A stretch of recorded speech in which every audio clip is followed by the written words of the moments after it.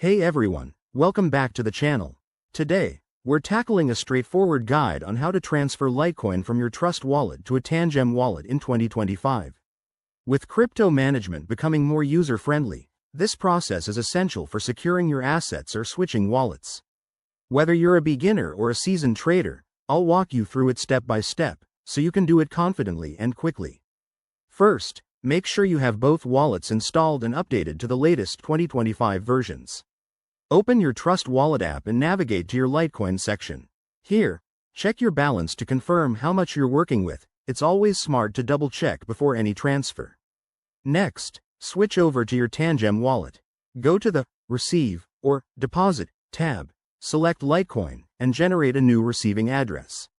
This address is unique to your Tangem wallet, so copy it carefully to avoid any errors. Remember, in crypto, one wrong character can mean lost funds. Now, head back to Trust Wallet.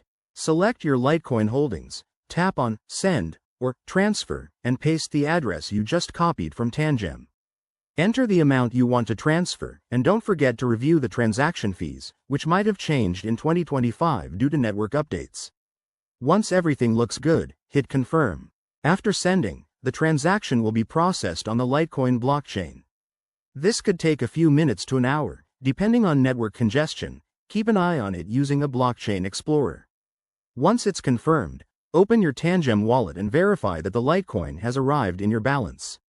A quick tip: always use a secure internet connection for these transfers and enable two-factor authentication on both wallets to protect against scams. If you encounter any issues, check the official support pages, as wallet interfaces might have minor updates in 2025. That's it, you've successfully transferred your Litecoin.